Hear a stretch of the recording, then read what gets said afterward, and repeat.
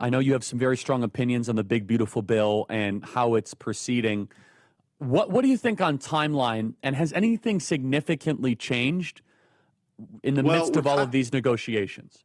Yeah, so to think of it this way, we'll have another lunch here in a half hour, get some more updates.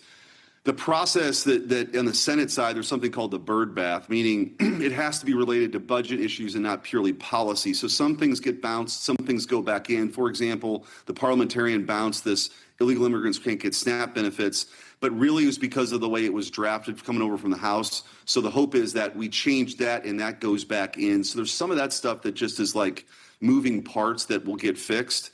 But there's still, some things we need to work out. This SALT thing, I mean, I've talked about it on your show. I don't know why we'd be subsidizing J.B. Pritzker and Gavin Newsom's bad ideas to the extent that we are. But that's a negotiation. The truth is, I think that we'll get that language, that text in the next day or two here in the Senate.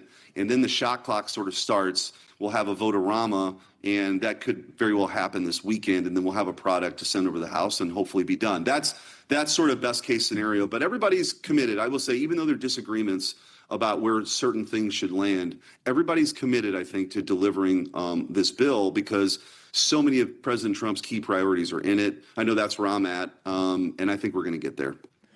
Yeah, and so what is then the Senate parliamentarian role? There's been a lot of Twitter chatter about the Senate parliamentarian being kind of a tyrant, and I know that's part of the bird bath, and so.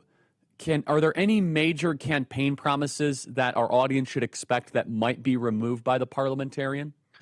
No, because the ones like, say, no tax on tips or no tax on overtime, those are purely Yeah, that's all purely tax issues. When you get into some other things like for example, kind of restraining, which I, by the way, would love to be able to do, some of the nationwide injunction language that was in a House bill. The House doesn't have to worry about those things, but when it comes over the Senate, it changes a little bit.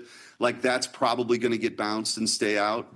We should still do something about it, but it won't be in the reconciliation, which is kind of a unique creature. After Richard Nixon was, impounding a lot of money in the 70s, Congress said, look, we want to kind of restrain some of that, and we're going to have a more efficient way to actually do this kind of reconciliation process. But you can only do it if you've got a majority in the House and Senate and the White House, and that's where we're at. That's why it only takes 51 votes here in the Senate as opposed to the normal 60. So we want to take advantage of that, but of course we've got to make sure we can only lose a few people on these issues, and that's kind of where the negotiation goes. And JD, if we've got 50 votes, JD can break the tie, but we got to hold everybody but 3 on this stuff. So help me understand why any part of Joe Biden's Green New scam still exists in this bill. Why not all of it? I mean, can you steel man that argument for me?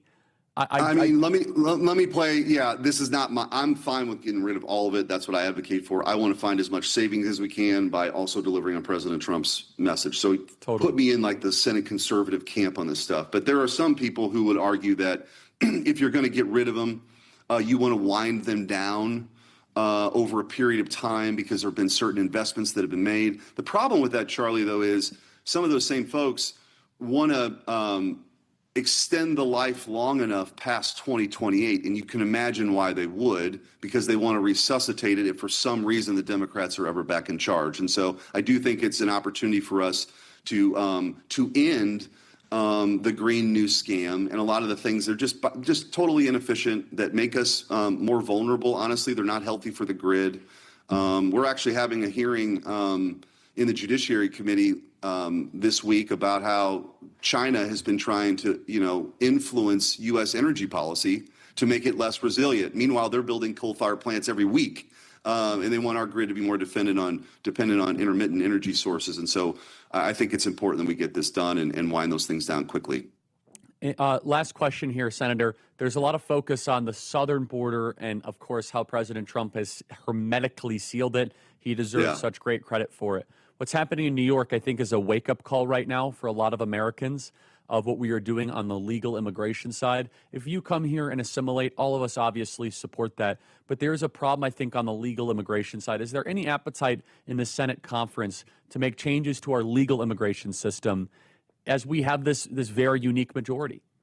Yeah, so I've got a bill, actually, Charlie, that we want to make a priority that would expand the expedited review, and which allows you to get rid of people who've been here. Right now, you're kind of limited to people who've been here for 2 years or less for expedited removal.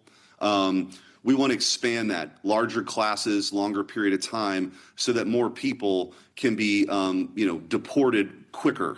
I think that would have a lot of support in our conference. But let's not forget, too, kind of going back to the big, beautiful bill, there's funding in here for more detention beds, more resources for mass deportations. That's what we need. And the reason why it's here, just like some of the defense priorities, is if we do it in the big, beautiful bill, Charlie, we front load that for the next 3 years. The Democrats can't negotiate. They can't hold that hostage when we do the normal appropriations process. Typically what they do is they'll hold hostage our immigration priorities and our defense priorities for massive social welfare spending. So if we do that now in the big, beautiful bill, we don't have to negotiate with Democrats for our immigration policy and our enforcement, because we'll already have the money dedicated to more beds, more ICE agents, things like that. So that is another reason why the big, beautiful bill is so important, because it will help us deliver on President Trump's message, which is here's how we're going to deal with mass migration. We're going to deal with mass deportations.